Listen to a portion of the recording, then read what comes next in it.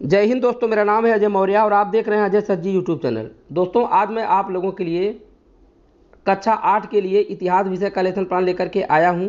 तो दोस्तों, वीडियो शुरू करने से पहले आप लोगों से एक अपील करता हूं कि डिस्क्रिप्शन में लिंक मिलेगा जहां आपको सभी विषयों के सैकड़ों लेसन प्लान देखने को मिल जाएंगे। इसलिए डिस्क्रिप्शन में जाइए और वहाँ सभी विषयों की अलग अलग प्लेलिस्ट मिल जाएगी जहाँ पर आप बहुत से विषयों का और बहुत से लेसन प्लान को देखने को मिल जाएगा। दोस्तों, सर्वप्रथम ऊपर आप पाठ्य योजना संख्या लिख देंगे, फिर उसके नीचे उस विद्यालय का नाम लिखेंगे जिस विद्यालय में शिक्षण कार्य के लिए जाएंगे।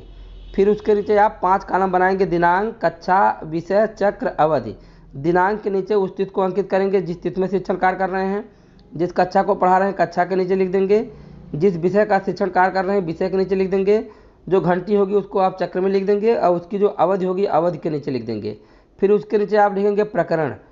प्रकरण में दोस्तों आज का हमारा प्रकरण है भारत में अंग्रेजी राज की स्थापना। प्रकरण के बाद आप लिखेंगे सामान्य उद्देश्य। सामान्य उद्देश्य में देख लीजिए, नंबर 1 है बच्चों की मानसिक शक्तियों का विकास करना। नंबर 2, बच्चों को मानव समाज के विकास से अवगत कराना। नंबर 3, बच्चों में वैज्ञानिक एवं ऐतिहासिक दृष्टिकोण विकसित करना। नंबर 4, बच्चों में इतिहास के प्रति रुचि जागृत करना।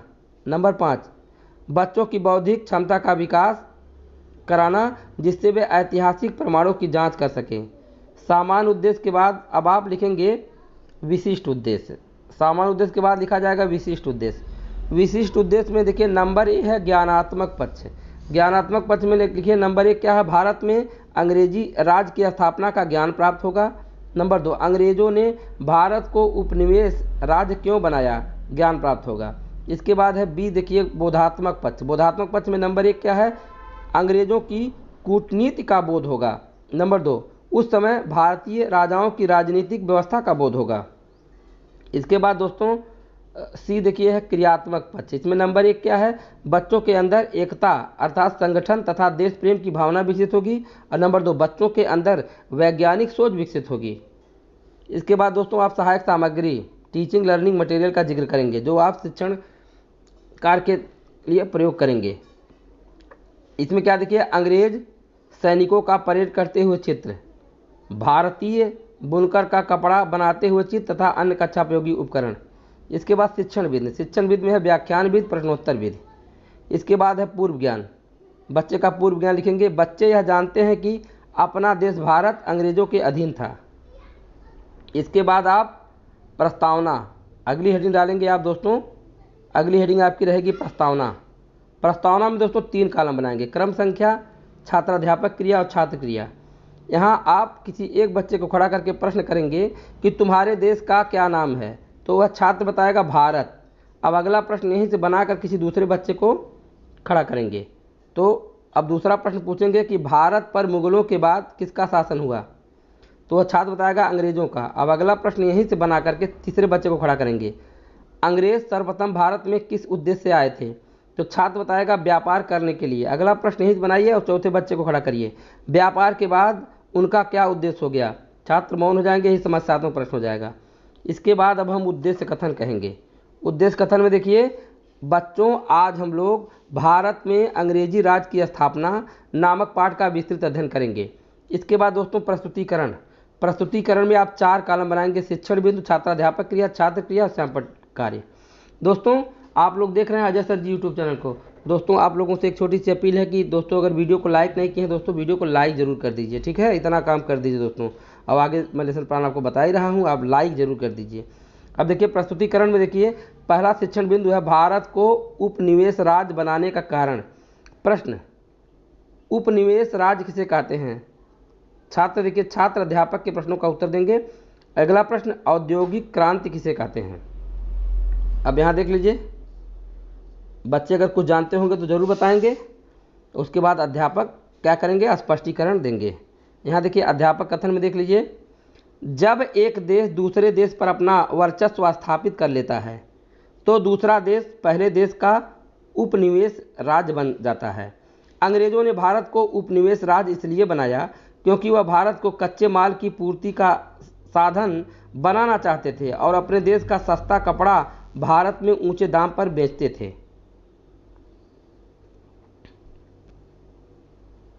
उद्योगों को बढ़ावा देने के लिए चलाए गए विशेष अभियान को औद्योगिक क्रांति कहते हैं। इसके बाद यहाँ देखिए श्याम पट्टकार। श्याम पट्टकार में क्या है, मुख्य देश उन्नत करता है जबकि उपनिवेश देश अवनत होती है। यानी कि मुख्य देश क्या करता है, उन्नति करता है, अर्थात उसकी उन्नति होती है, और उपनिवेश देश की क्या होती है, अवनत होती है। इसके बाद यहाँ देखिए अगला शिक्षण बिंदु है भारत के राज्य और विदेशी कंपनियों की सेवा।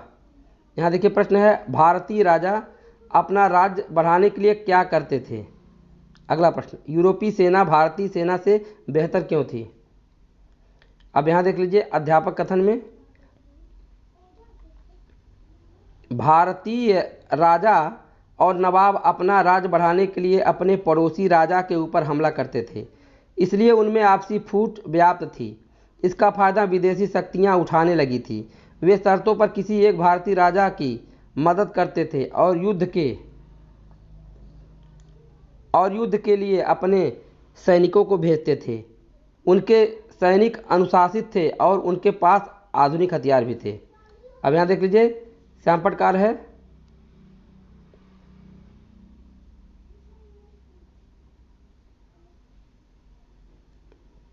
यहाँ देख लीजिए श्याम पट्टकार में क्या है, यूरोपीय सैनिक नियमित अभ्यास करते थे तथा उनके पास अत्याधुनिक हथियार भी थे।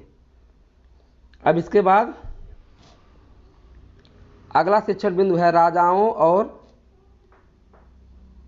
और नवाबों को अंग्रेजों से खतरा। प्रश्न, भारतीय राजाओं को अंग्रेजों से क्या खतरा था। अगला प्रश्न, ईस्ट इंडिया कंपनी भारत के राजाओं के राज्य से क्या फायदा उठाना चाहती थी। छात्र अध्यापक के प्रश्नों का उत्तर देंगे। श्याम पट्टकार में देख लीजिए यहाँ क्या है, राजाओं से भेंट में मिले इलाके में कंपनी किसानों से हाथ से ज़्यादा लगान वसूलती थी। अब अध्यापक कथन देखिए, कंपनी को भेंट देने और उसकी सेना का खर्चा उठाने में भारतीय राजाओं पर बहुत बोझ पड़ने लगा था और भारतीय राजा यह नहीं चाहते थे कि उनके राज्य में किसी दूसरे देश के लोग सेनाएं रखें, युद्ध लड़ें, किले बनाएं और अपनी सैनिक शक्ति की धाक जमाएं।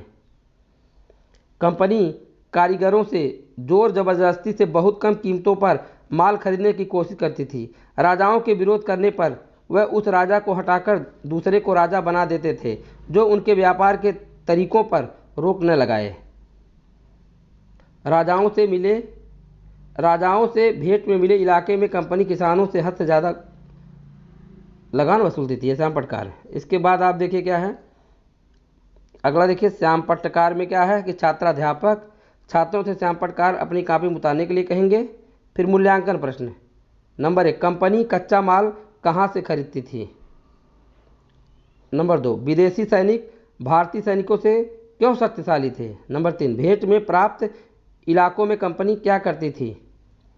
इसके बाद निरीक्षण कार्य, छात्राध्यापक बच्चों की कॉपियों का निरीक्षण करेंगे कि वह श्याम पट्टकार कॉपी में उतार रहे हैं या नहीं। इसके बाद गृह कार्य दे देंगे बच्चों को।